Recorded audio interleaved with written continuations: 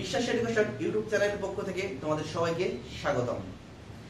আজকের আলোচনার বিষয় হচ্ছে বেসিক ইলেকট্রনিক্স এর একটা চ্যাপ্টার 2, যার নাম হচ্ছে অর্ধপরিবাহী, ইংরেজিতে যাকে সেমিকন্ডাক্টর বলে। বেসিক ইলেকট্রনিক্স হচ্ছে ইলেকট্রনিক্স টেকনোলজির জন্য খুব একটা গুরুত্বপূর্ণ সাবজেক্ট। সেই সাথে অন্যান্য টেকনোলজিতে এই সাবজেক্টটা পড়ানো হয়। আজকে দেখবো আমরা তাহলে বেসিক ইলেকট্রনিক্স এর দ্বিতীয় অধ্যায় অর্ধপরিবাহী বা সেমিকন্ডাক্টর সম্পর্কে। এই অধ্যায়ে যে গুরুত্বপূর্ণ প্রশ্ন আছে সেগুলো সম্পর্কে আলোচনা করব। সাথে থাকুন। অর্ধপরিবাহী জানতে গেলে আমাদের প্রথমে তিনটা বিষয় জানতে হবে। একটা হচ্ছে পরিবাহী, আরেকটা হচ্ছে অর্ধপরিবাহী, আর তৃতীয় হচ্ছে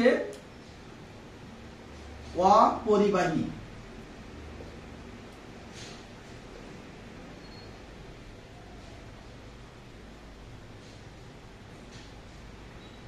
এই পরিবাহী ইংরেজিতে যাকে কন্ডাক্টর বলে, এই পরিবাহী কাকে বলে? সহজ ভাষায় বলবো, যে সকল বা যে সমস্ত পদার্থের মধ্য দিয়ে সহজে বিদ্যুৎ প্রবাহিত হতে পারে তাকে পরিবাহী বলে। তাহলে আমরা সহজে বিদ্যুৎ প্রবাহিত হয় কিসের মধ্য দিয়ে? লোহার মধ্য দিয়ে সহজে বিদ্যুৎ প্রবাহিত হয়, তামার মধ্য দিয়ে সহজে বিদ্যুৎ প্রবাহিত হয়, স্বর্ণের মধ্য দিয়ে সহজে বিদ্যুৎ প্রবাহিত হয়। তাহলে পরিবাহী কি? যে সমস্ত পদার্থের মধ্য দিয়ে সহজে বিদ্যুৎ প্রবাহিত হয় তাকে বলে পরিবাহী। ঠিক আছে, এখন আসি অপরিবাহী। অপরিবাহী কি? যে সমস্ত পদার্থের মধ্য দিয়ে সহজে বিদ্যুৎ প্রবাহিত হতে পারে না তাকে বলে অপরিবাহী। তাহলে কি? পরিবাহী হলো যার মধ্য দিয়ে সহজে বিদ্যুৎ প্রবাহিত হতে পারে, আর অপরিবাহী হচ্ছে যার মধ্য দিয়ে সহজে বিদ্যুৎ প্রবাহিত হতে পারে না তাকে বলে অপরিবাহী। এই অপরিবাহীর উদাহরণ হচ্ছে শুকনো কাঠ, পেপার, চীনামাটি, গ্লাস, মাইকা ইত্যাদি। ঠিক আছে, এরপরে আসে অর্ধপরিবাহী, যাকে ইংরেজিতে সেমিকন্ডাক্টর বলে। তাহলে একটু আগে বলছি পরিবাহী কি? যার মধ্য দিয়ে সহজে বিদ্যুৎ প্রবাহিত হতে পারে, আর অপরিবাহী যার মধ্য দিয়ে সহজে বিদ্যুৎ প্রবাহিত হতে পারে না। এবং অর্ধপরিবাহী বলো এমন জিনিস যেটা যার বৈদ্যুতিক পরিবাহিতা অর্থাৎ যার মধ্যে দিয়ে বিদ্যুৎ প্রবাহিত হতে পারে পরিবাহী এবং অপরিবাহীর মাঝামাঝি, তাকে বলে অর্ধপরিবাহী, ইংরেজিতে সেমিকন্ডাক্টর। তাহলে কি হলো? অর্ধপরিবাহী হচ্ছে যে সমস্ত পদার্থের বৈদ্যুতিক পরিবাহিতা পরিবাহী এবং অপরিবাহীর মাঝামাঝি তাকে বলে অর্ধপরিবাহী, যাকে ইংরেজিতে বলে সেমিকন্ডাক্টর। এর উদাহরণ হচ্ছে সিলিকন, জার্মেনিয়াম। অধ্যায়ের নামও কিন্তু অর্ধপরিবাহী বা সেমিকন্ডাক্টর। আর ইলেকট্রনিক্স এর সবচেয়ে গুরুত্বপূর্ণ এবং আলোচনার বিষয় বা আলোচ্য বিষয় হচ্ছে এই সেমিকন্ডাক্টর। এই সেমিকন্ডাক্টর সম্পর্কে আমরা এই অধ্যায়ে বিস্তারিত জানব। এখন আসি, ইলেকট্রনিক্স মতবাদ অনুসারে সমস্ত পদার্থকে তিন ভাগে ভাগ করা হয়। এই তিন ভাগ কি? এই তিন ভাগ, একটা হচ্ছে পরিবাহী, আরেকটা হচ্ছে অর্ধপরিবাহী, আরেকটা হচ্ছে অপরিবাহী। তাহলে একটু আগে আমরা পরিবাহী, অপরিবাহী এবং অর্ধপরিবাহী তিনটা সংজ্ঞা জানছি। এখন ইলেকট্রনিক্স মতবাদ অনুসারে আবার এই পরিবাহী, অর্ধপরিবাহী এবং অপরিবাহীরও তিনটা সংজ্ঞা আছে। ঠিক আছে, এখন জানবো আমরা সেই ইলেকট্রনিক্স মতবাদের তিনটা সংজ্ঞা। অর্ধপরিবাহী বা সেমিকন্ডাক্টর, এটা আমরা কি বুঝবো? যে সমস্ত পদার্থের সর্ববহিষ্ঠ কক্ষপথে অর্থাৎ সর্বশেষের কক্ষপথে ইলেকট্রনের সংখ্যা 4টা তাদেরকে বলে অর্ধপরিবাহী। তাহলে কি? সর্ববহিষ্ঠ কক্ষপথে ইলেকট্রনের সংখ্যা হচ্ছে 4টা। ঠিক আছে, তাদেরকে বলে অর্ধপরিবাহী। এখন আসি পরিবাহী কাকে বলে? পরিবাহী যে সমস্ত পদার্থের সর্ববহিষ্ঠ কক্ষপথে ইলেকট্রনের সংখ্যা 4টা থেকে কম, 4টা থেকে কম। চারটা থেকে কম বলতে কি বোঝায়?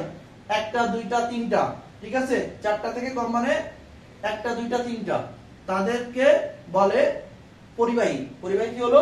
যে সমস্ত পদার্থের সর্ববহিষ্ঠ কক্ষপথে ইলেকট্রনের সংখ্যা চারটার কম তাদেরকে বলে পরিবাহী। এখন আসি অপরিবাহী।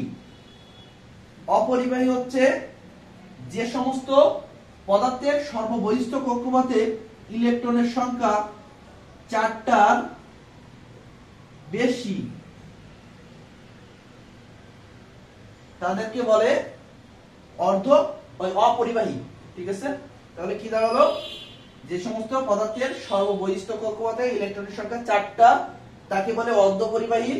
যে সমস্ত পদার্থের সর্ববহিষ্ঠ কক্ষপথে ইলেকট্রনের সংখ্যা চারটার কম তাদেরকে বলে পরিবাহী। আর যে সমস্ত পদার্থের ইলেকট্রনের সংখ্যা চারটার বেশি অর্থাৎ 5টা 6টা এমন তাদেরকে বলে অপরিবাহী। আশা করি আমরা এটুকু থেকে বুঝতে পারছি যে পরিবাহী, অপরিবাহী এবং অর্ধপরিবাহী কাকে বলে। ইলেকট্রনিক্স মতবাদ অনুসারে পরিবাহী, অপরিবাহী এবং অর্ধপরিবাহী কাকে বলে। এখন আমরা দেখব এই অধ্যায়ের একটা গুরুত্বপূর্ণ প্রশ্ন যেটা পরীক্ষায় আসে বারবার। সেটা হচ্ছে জার্মেনিয়াম এবং সিলিকন পরমাণুর পারমাণবিক গঠন চিত্র অঙ্কন। তাহলে কি? জার্মেনিয়াম এবং সিলিকন পরমাণুর পারমাণবিক গঠন চিত্র অঙ্কন। দুইটা আলাদা আলাদা কিন্তু পরীক্ষা আসতে পারে, আবার দুইটা একসাথেও আসতে পারে। আমরা দুইটা দেখবো আলাদা আলাদা ভাবে। এখানে আঁকছি সিলিকন পরমাণুর পারমাণবিক গঠন, আর এখানে আঁকছি জার্মেনিয়াম পরমাণুর পারমাণবিক গঠন। প্রথমে সিলিকন পরমাণুর পারমাণবিক গঠন সম্পর্কে কথা বলবো। আমরা জানি একটা পদার্থের পরমাণুর কেন্দ্রে থাকে নিউক্লিয়াস। পরমাণুর কেন্দ্রে, এই কেন্দ্রে থাকে কি? নিউক্লিয়াস। আর এই নিউক্লিয়াসের ভিতরে থাকে প্রোটন আর নিউট্রন। নিউক্লিয়াসের ভিতরে কি থাকে? প্রোটন আর নিউট্রন। যেখানে প্রোটন হচ্ছে পজিটিভ চার্জ বিশিষ্ট আর নিউট্রন হচ্ছে চার্জ নিরপেক্ষ। ঠিক আছে? আর এই নিউক্লিয়াসকে কেন্দ্র করে এই যে কক্ষপথগুলো দেখতে পাচ্ছি, এই কক্ষপথে ঘুরতে থাকে ইলেকট্রন, যেটা হচ্ছে নেগেটিভ চার্জ বিশিষ্ট। তাহলে কি? পরমাণুর কেন্দ্রে থাকে নিউক্লিয়াস আর এই নিউক্লিয়াসের ভিতরে থাকে প্রোটন আর নিউট্রন। আর এই নিউক্লিয়াসকে কেন্দ্র করে ইলেকট্রন সমূহ বিভিন্ন কক্ষপথে বৃত্তাকারে বা উপবৃত্তাকারে ঘুরতে থাকে। ঠিক আছে? তাহলে কি থাকে? কক্ষপথে থাকে ইলেকট্রন। এখন এই ইলেকট্রনগুলো নিউক্লিয়াসকে কেন্দ্র করে 2n² সূত্র অনুসারে ঘুরতে থাকে। কিভাবে ঘুরতে থাকে? 2n² সূত্র অনুসারে ঘুরতে থাকে। n দ্বারা এখানে কক্ষপথ বোঝাইছে, এ একটা কক্ষপথ, এ একটা কক্ষপথ। ঠিক আছে? n দ্বারা বোঝাইছে কক্ষপথ, অর্থাৎ কোন কক্ষপথে কতটা ইলেকট্রন থাকে আমরা এই সূত্রের মাধ্যমে বের করব। এই সূত্রের মাধ্যমে আমরা প্রথমে যখন n এর মান 1 ধরব, তাহলে কি আসে? 1² করলে 1, তার সাথে 2 গুণ করলে 2, অর্থাৎ প্রথম কক্ষপথে 2টা ইলেকট্রন থাকে। ঠিক আছে? কয়টা ইলেকট্রন থাকে? 2টা ইলেকট্রন থাকে। যখন আমি n এর মান 2 বসাবো, তাহলে 2 2 মানে 2² করলে 4, তার সাথে 2 গুণ করলে 8, অর্থাৎ এটা হচ্ছে প্রথম কক্ষপথে 2টা, দ্বিতীয় কক্ষপথে দাঁড়াইলো কয়টা? 8টা। 1টা, 2টা, 3টা, 4টা, 5টা, 6টা, 7টা, 8টা। তাহলে কি? দ্বিতীয় কক্ষপথে 8টা। আমরা কিন্তু কথা বলছি সিলিকন পরমাণুর পারমাণবিক গঠন সম্পর্কে। আমরা কিন্তু জানি যে সিলিকনের পারমাণবিক সংখ্যা হচ্ছে 14। ঠিক আছে? সিলিকনের পারমাণবিক সংখ্যা কত? 14। এখন এই 14 পারমাণবিক সংখ্যা, অর্থাৎ এর প্রোটন সংখ্যা হচ্ছে 14, ইলেকট্রন সংখ্যা হচ্ছে 14। এখন 14টা ইলেকট্রন এখানে যাচ্ছে 2টা প্রথম কক্ষপথে, দ্বিতীয় কক্ষপথে যাচ্ছে 4টা। দ্বিতীয় কক্ষপথে হচ্ছে 8টা ইলেকট্রন। তাহলে আমরা দেখব যে বাকি কক্ষপথে কয়টা ইলেকট্রন থাকে। তৃতীয় কক্ষপথে টোটাল ছিল কয়টা? 14টা ইলেকট্রন। কারণ এটা হচ্ছে সিলিকনের পারমাণবিক গঠন চিত্র, যার প্রোটন সংখ্যা 14, ইলেকট্রন সংখ্যা 14। তাহলে তৃতীয় কক্ষপথের 14টা থেকে প্রথম কক্ষপথে গেছে কয়টা? 2টা, বিয়োগ করব, এবং পরের কক্ষপথে গেছে 8টা। তাহলে 14 মাইনাস 8 আর 2 10। তৃতীয় কক্ষপথে থাকে 4টা ইলেকট্রন। 4টা ইলেকট্রন, 1টা 2টা 3টা 4টা।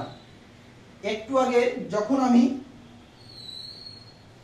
ইলেকট্রনিক্স মতবাদ অনুসারে অর্ধপরিবাহী বলছি, তখন অর্ধপরিবাহী বা সেমিকন্ডাক্টর বলতে আমি কি বলছি? যে যে সমস্ত পদার্থের পরমাণু সর্বশেষ কক্ষপথে, এটা হচ্ছে সর্বশেষ কক্ষপথ না, এটা 1টা 2টা 3টা, এটা সর্বশেষ, এটার জন্য সিলিকনের জন্য। তাহলে সর্বশেষ কক্ষপথে যার 4টা ইলেকট্রন থাকে, 1টা 2টা 3টা 4টা, তাকে কি বলে? তাকে বলে অর্ধপরিবাহী বা সেমিকন্ডাক্টর। আমরা আগেই জানি যে সিলিকন একটা অর্ধপরিবাহী বা সেমিকন্ডাক্টর। সেটা কিন্তু আমরা এই ইলেকট্রন বিন্যাস মানে এর পারমাণবিক গঠন চিত্র অনুসারে আমরা দেখতে পেলাম যে সিলিকন পরমাণুর সর্বশেষ কক্ষপথে 4টা ইলেকট্রন থাকে। সিলিকন একটা অর্ধপরিবাহী বা সেমিকন্ডাক্টর। একইভাবে আমরা দেখব জার্মেনিয়াম পরমাণুর পারমাণবিক গঠন চিত্র। একটু আগেই বলছি যে একটা পদার্থের পরমাণুর কেন্দ্রে থাকে নিউক্লিয়াস, আর এই নিউক্লিয়াসের ভিতরে থাকে প্রোটন আর নিউট্রন। আর এই নিউক্লিয়াসকে কেন্দ্র করে এই কক্ষপথে ইলেকট্রনগুলো 2n² সূত্র অনুসারে ঘুরতে থাকে। কিভাবে? 2n² সূত্র অনুসারে বৃত্তাকারে বা উপবৃত্তাকারে ঘুরতে থাকে। এখন আমরা এখানে লিখছি হচ্ছে জার্মেনিয়াম পরমাণুর পারমাণবিক গঠন চিত্র। জার্মেনিয়ামের পারমাণবিক সংখ্যা হচ্ছে 32, ঠিক আছে, 32। জার্মেনিয়ামের পারমাণবিক সংখ্যা 32, পারমাণবিক সংখ্যা 32, অর্থাৎ এখানে প্রোটনের সংখ্যা 32 এবং ইলেকট্রনের সংখ্যাও 32। তাহলে আমরা এখানে করছি যে এই কক্ষপথে 32টা ইলেকট্রন কিভাবে আছে সেটা আমরা এর পারমাণবিক গঠন চিত্র দেখাবো।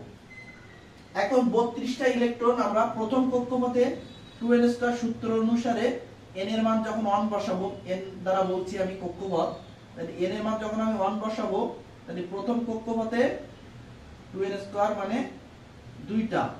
আবার দ্বিতীয় কক্ষপথ n এর মান যখন আমি 2 বসাবো, তাহলে 2² করলে 4, তার সাথে 2 গুণ করলে 8। আমার টোটাল ছিল কয়টা? টোটাল হচ্ছে 32টা। এবার দেখব তৃতীয় কক্ষপথে 2 8 n এর মান 3² তাহলে 3² মানে 9, তার সাথে 2 গুণ করলে 18, ঠিক আছে। তাহলে 18 আর 2 20 আর 8 28টা পাইলাম। এখন চতুর্থ কক্ষপথে টোটাল ছিল 32টা। প্রথম কক্ষপথে 2টা বিয়োগ হয়ে গেছে, দ্বিতীয় কক্ষপথে 8টা, তৃতীয় কক্ষপথে 18টা, ঠিক আছে। তাহলে 18 আর 2 20 আর 8 28, টোটাল 32 মাইনাস 28। চতুর্থ কক্ষপথে পাইলাম 4টা। একটু আগে আমি ইলেকট্রনিক্স মতবাদ অনুসারে যখন সেমিকন্ডাক্টর সম্পর্কে বলছি, তখন বলছি যে সমস্ত পদার্থের সর্বশেষ কক্ষপথ বলতে এটার জন্য চতুর্থ কক্ষপথে ইলেকট্রনের সংখ্যা 4টা, তাকে সেমিকন্ডাক্টর বলে। তাহলে জার্মেনিয়ামের সর্বশেষ কক্ষপথে 4টা ইলেকট্রন, জার্মেনিয়াম কিন্তু একটা সেমিকন্ডাক্টর। এখন আমরা এই পারমাণবিক গঠন চিত্রে প্রথম কক্ষপথে পাইছি 2টা, আমরা 2টা বসাই। দ্বিতীয় কক্ষপথে পাইছি 8টা, 1টা 2টা 3টা 4টা 5টা 6টা 7টা 8টা। তৃতীয় কক্ষপথে 18টা, 1টা 2টা 3টা 4টা 5টা 6টা 7টা 8টা 9টা 10টা 11টা 12টা 13টা 14 15 16 17 18। তাহলে প্রথম দুইটা, পরে 8টা, তৃতীয়টা হচ্ছে 18টা, আর সর্বশেষ কক্ষপথে 4টা ইলেকট্রন।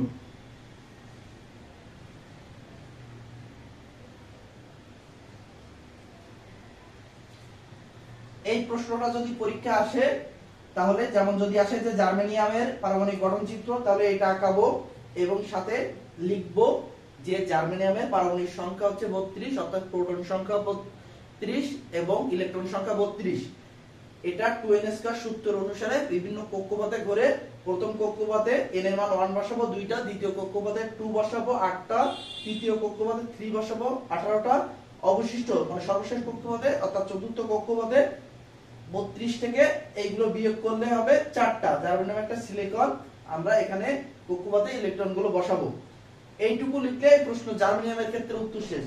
অনুরূপভাবে যদি সিলিকনের ক্ষেত্রে আসে, তারও পারমাণবিক সংখ্যা 14, অর্থাৎ প্রোটন সংখ্যা 14, ইলেকট্রন সংখ্যা 14।